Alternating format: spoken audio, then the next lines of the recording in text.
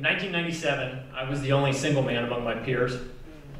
We were all Navy lieutenants, and we were all going through an extensive training program, and we were all about to go report to our ships, but first we were all going to get to enjoy 30 days of leave. My married friends knew exactly what they were going to do with their 30 days. Paint the house, clean the garage, move the family. I, on the other hand, was like a blank canvas. And pretty quickly, my friends all started living vicariously through me.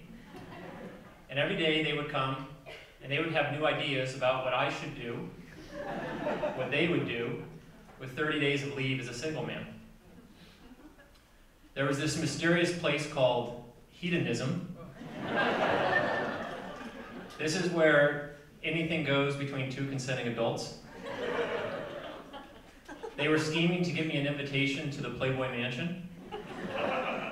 There were 24-hour gentlemen's clubs and casinos that needed explored. And there was even hedonism 2, for all those things you forgot to do or couldn't do at hedonism 1. I took it all under advisement, and one day I showed up and I announced I'd made my decision. They all gathered around and I looked them in the eye and I said, I'm going to spend the next 3.5 weeks on the Trans-Siberian Railroad. The look of disappointment, disgust, and disbelief in their eyes is unforgettable. I tried to give them details, but they weren't interested at all.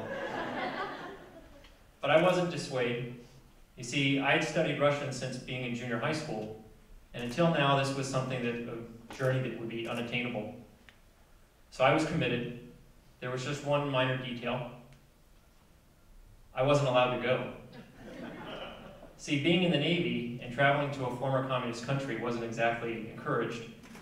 So technically, I was supposed to get permission from the embassy in Moscow to make this trip. I kind of saw this as a minor detail that I didn't need to follow.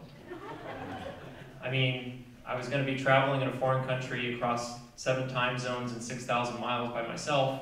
What could possibly go wrong?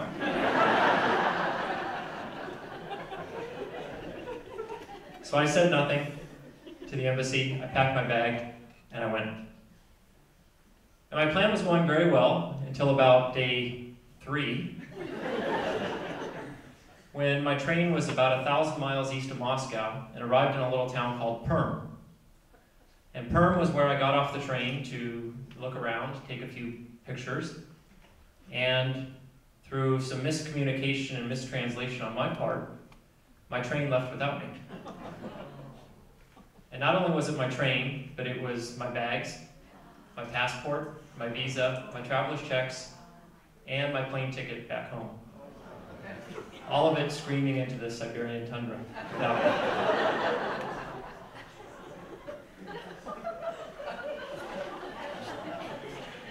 I stood there in Perm, contemplating my options, and I realized I had none. I was screwed. Really, the only way I saw myself getting out of Perm was to throw myself at the mercy of the embassy and try and prove that I'm an American and try and get out. About this time, the station manager, named Yuri, had heard about this lost American, and he came and found me. And Yuri took immediate control of the situation.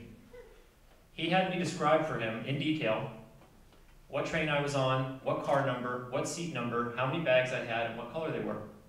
And Yuri took meticulous detail, took meticulous notes. And Yuri explained to me that what he was going to do was send a message to the next train down the station, down the line, about 4 hours down the line. He would tell them to go to that car and that seat, get my bags, pull them off the train. Yuri would put me on the next train out of Perm that was leaving in about 8 hours, and somewhere around 2 o'clock in the morning, I would marry up with my bags. I actually thought this plan might work.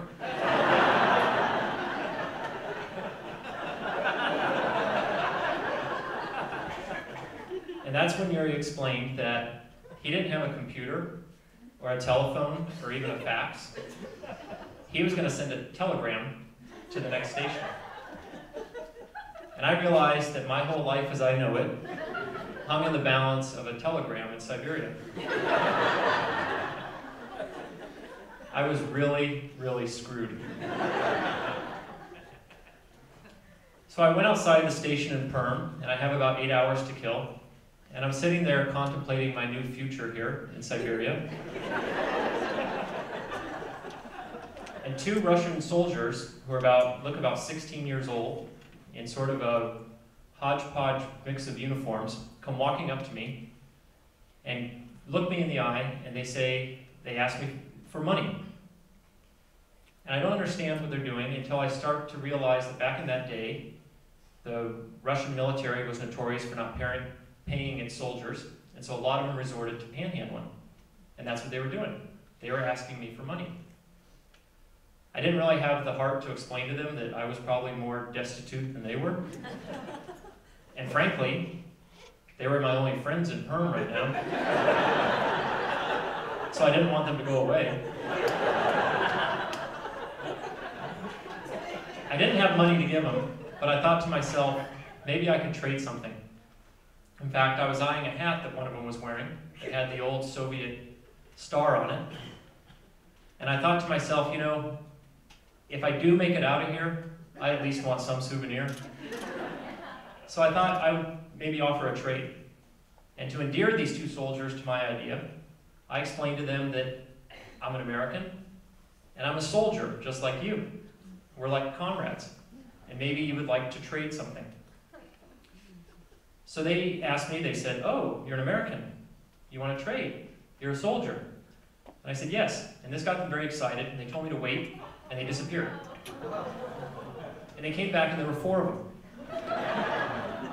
And they all started peppering me with questions. American, trade, deal, soldier.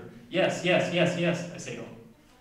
They get more excited, they disappear, they told me to wait, they disappear, they come back, and there's 8 of them. And they've surrounded me, and they're all shouting things at me. And just about the time I'm going to look at the original soldier that I was talking to and say, what do you want for your hat? They open bags and they show me what they have to trade.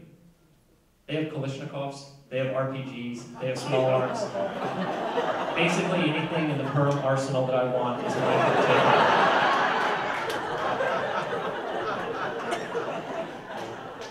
Oh my God, how did I get this mess? All I wanted was the hat.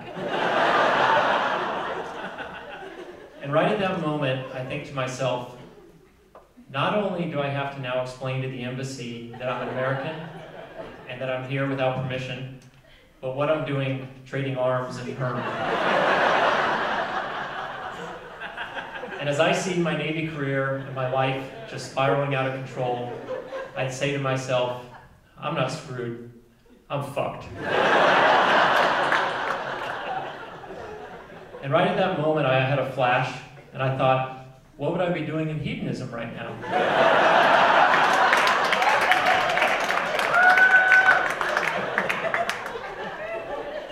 But there's such a commotion on the train platform that Yuri shows up again. And he diffused the situation. He explains the misunderstanding to these soldiers. They put away their weapons. And Yuri basically puts me in solitary confinement at the train station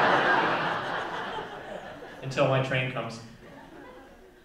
When my train did come, Yuri walked me to the train, and as he was putting me on board, he and I had this sort of intense Dr. Zhivago moment where I looked him in the eye and I said, Yuri, do you really think I'm going to see my bags again?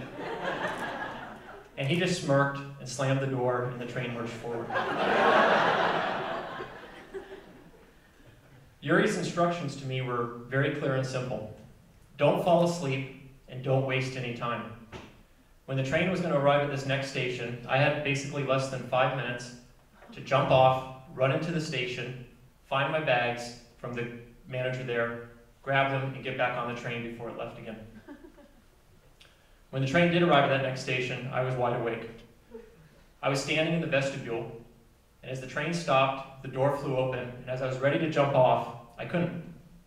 Because blocking me was a little Russian potato-faced grandmother and grandfather. She has my duffel bag, and he has my LL Bean backpack.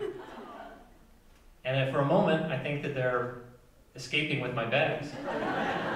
But they just smiled at me and handed them to me, and I never even had to get off the train. Everything was there. And I continued on.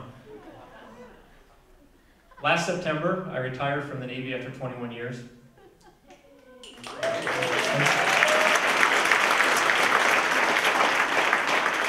I never said a word to the embassy. I never said a word to the Navy. And to this day, I owe a debt of gratitude to Yuri and his telegram.